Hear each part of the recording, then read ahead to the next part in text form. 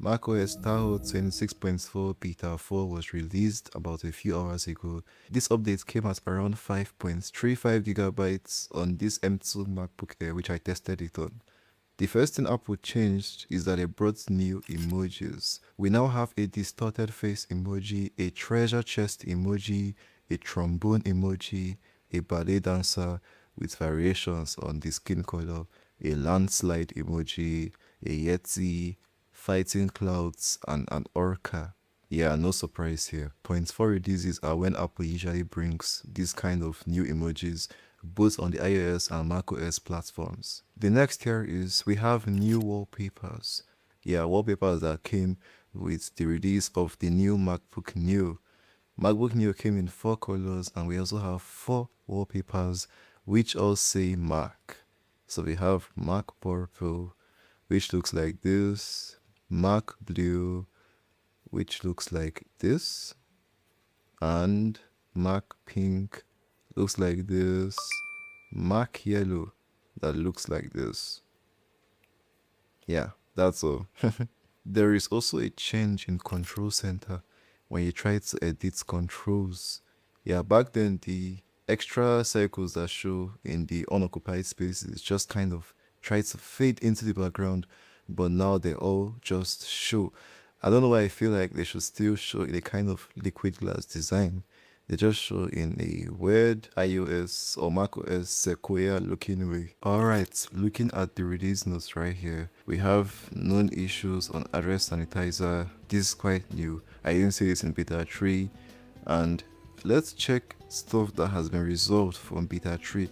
This HFS external media has been resolved. On beta 3 it was not resolved.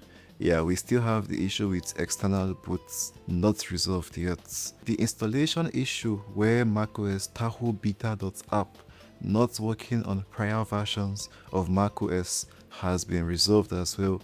We still have this issue unresolved with internet accounts. We also have this unresolved issue with login and touch ID, which has been persisting since beta 1.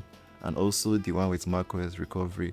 What I always say is you guys should endeavor to check the release notes to make sure that there is not any issue that will directly impact you if you try to test betas in any way. The only one which would have impacted me is this, but it has also been resolved, thankfully. So all around performance is still too early to talk about it, yeah, but it always seems very smooth in my case.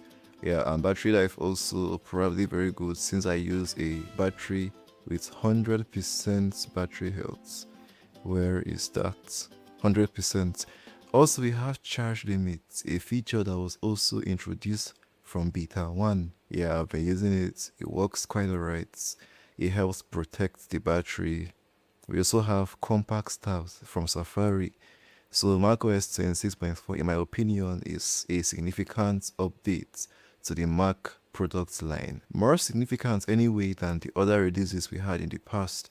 Those other ones, they just mainly seemed at making macOS Tahoe more stable, but 26.4 seems to actually bring new stuff. I also forgot to mention the new updates to music, where if you are playing something in full screen, you can just do this, rather than before where you have to actually maximize the entire player.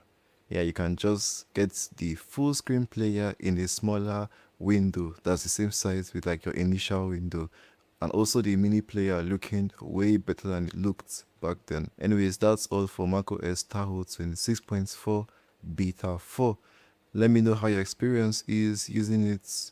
Personally, I would say at this point you could update. Yeah, not much difference from the other bulk OS 26 which we already have, and we might even see the RC next. Yeah, I don't know why it feels like Apple has gone far enough that they might actually just drop the RC at this point by this time next week and get it over with. Anyways, thanks for watching.